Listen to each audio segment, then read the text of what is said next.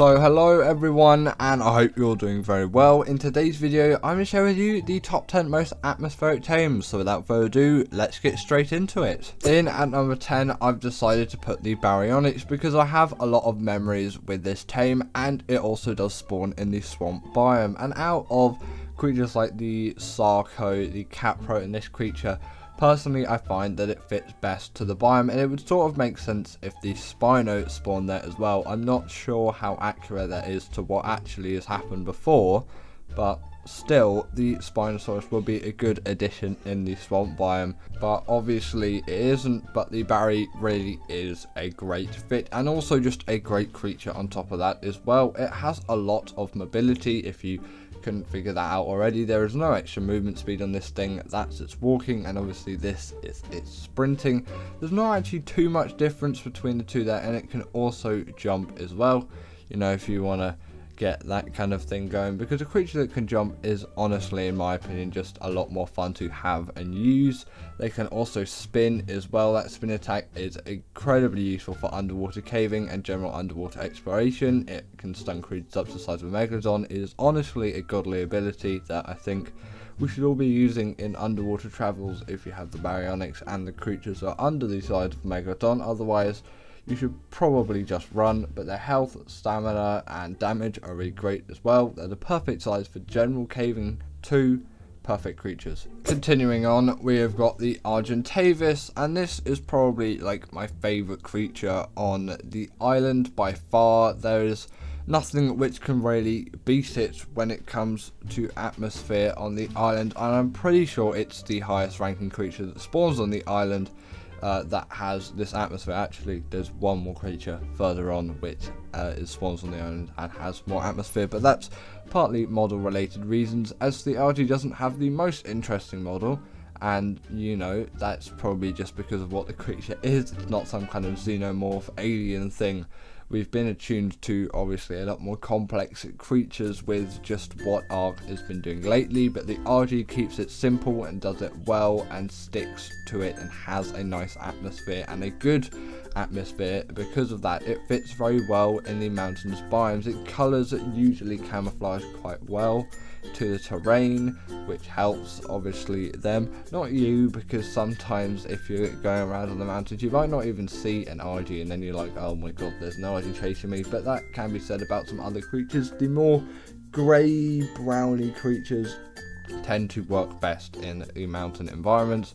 Also, they just pick off of any dead bodies that they'll find, and that is just a key thing with the mountains as well. There's a scarcity of food usually, so it plays into that part. Generally, they're just great creatures though for hauling around metal, crystal and obsidian, because they've got weight reduction on them. Their smithy also acts as a saddle, and they can pick up a wealth of creatures. Now, you could be tempted to say the normal wyverns here, because they've obviously got their trenches and that adds a lot of atmosphere to these creatures, but I would personally say that the crystal wyverns are still top of the list, as they feel very new and fresh and atmospheric, whatever that obviously means to you. With these creatures, obviously they do not have a trench, but they have a new approach to a taming method, and on top of that as well, generally I find them to be cooler in terms of their elemental abilities. You've got the tropical crystal wyvern, which will shoot out water. Then you've got the blood crystal wyvern, which you can probably tell what that shoots out. I can't quite recall what the ember crystal wyvern shoots out. I think it's probably fire, something like that, considering what an ember is. But personally, I think the designs, the colours, the way it fits into crystal isles, they are literally crystal wyverns, just outcompetes those wyvern trenches. And although they fit very nicely onto Scorch, that is their home map, so that is what I'm comparing all of these creatures from, by the way. The original maps that they originate from, not later ones, as they weren't intended for that at release, but then they just got moved on. The crystal wyverns are only on Crystal Isles, and it literally has one of the same letters as the map. It fits the bill perfectly. You need Primal Crystal to tame these things.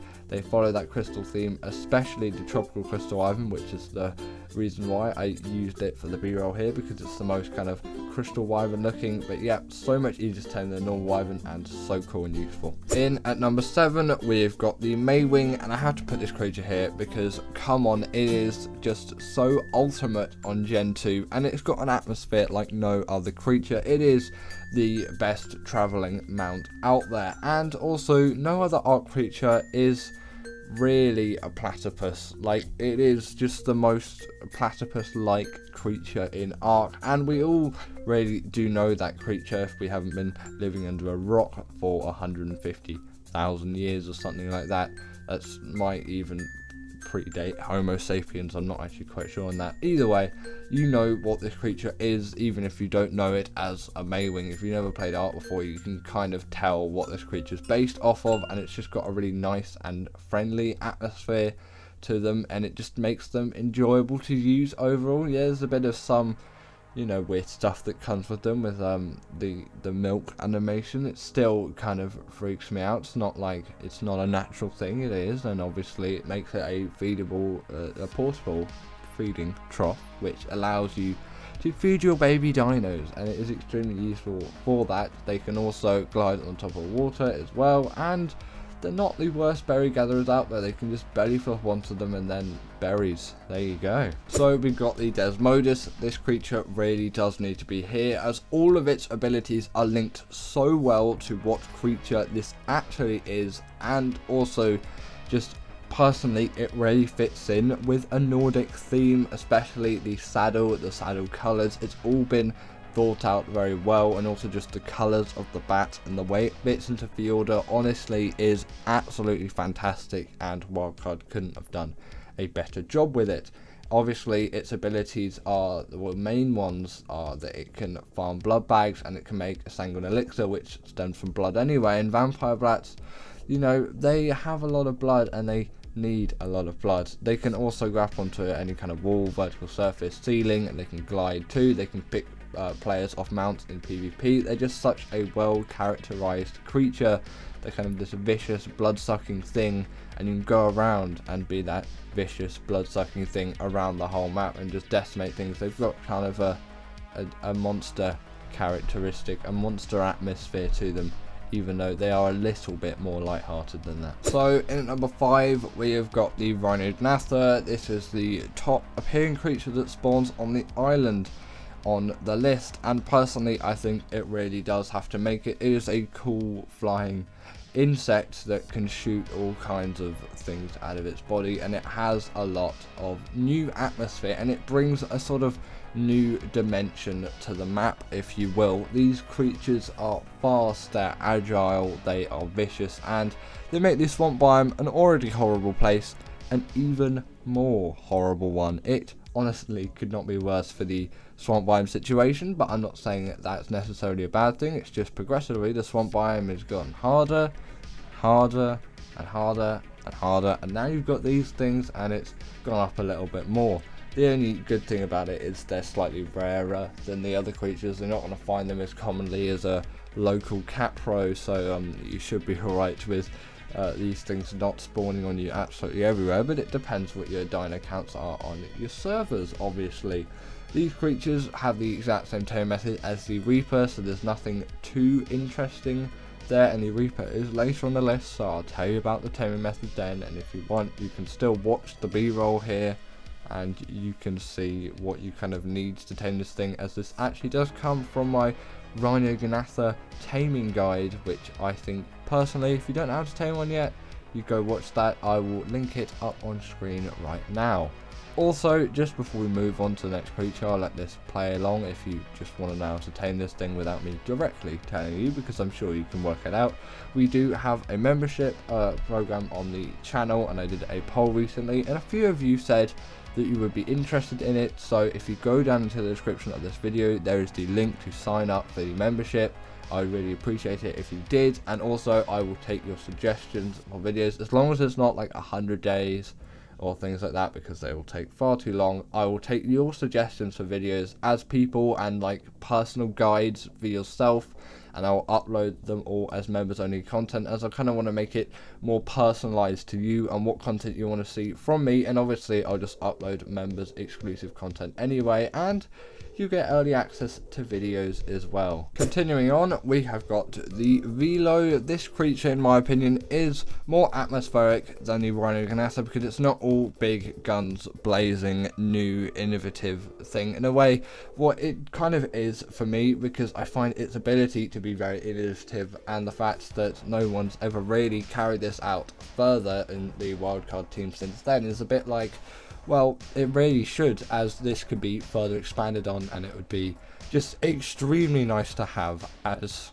an ability that could be carried further on into some other creatures. But personally, I really like how this creature molds into the desert map. It seems very well habited to it. Also, on top of that, its spine abilities, and also just its general, like, the detail on the model and the way the textures that go around it, and all the spines that you can see everywhere, and the animations on how it shoots it.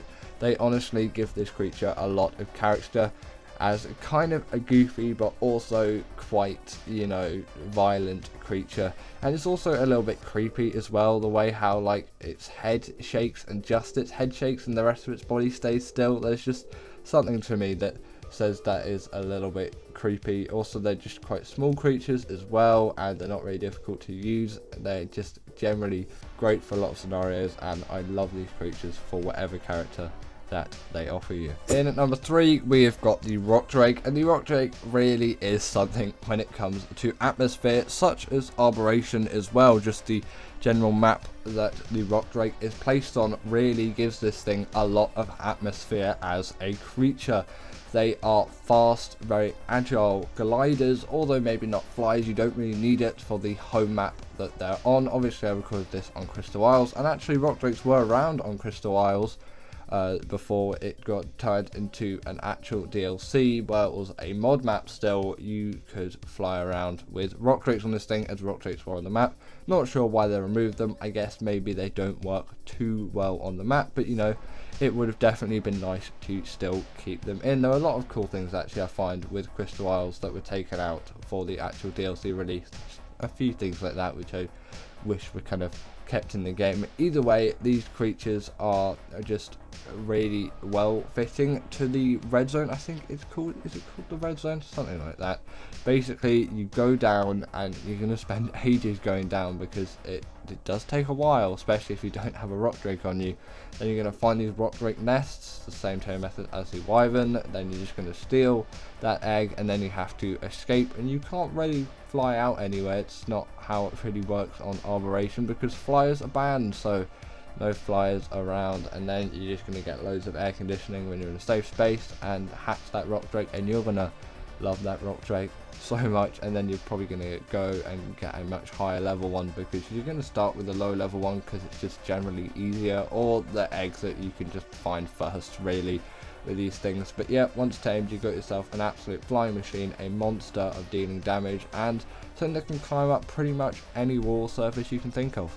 In at number 2, I'm putting the Stalker, just because I find it really suits its biome very well, and as a general character, as a creature, I like its model design. I like how it's characterized as this kind of creepy spider hanging around in the high trees of the misty, murky bog biome, and you never know when they're gonna jump out on you and just start sucking the life out of you. The character that has been built around this creature since obviously Gen 1 release on its home map is insane, and they kind of lose a bit of that on Gen 2, but I'm not comparing their Gen 2 appearance, I'm just comparing their Gen 1 appearance to their atmosphere, as that is the map that they released on. I did mention this earlier, of course.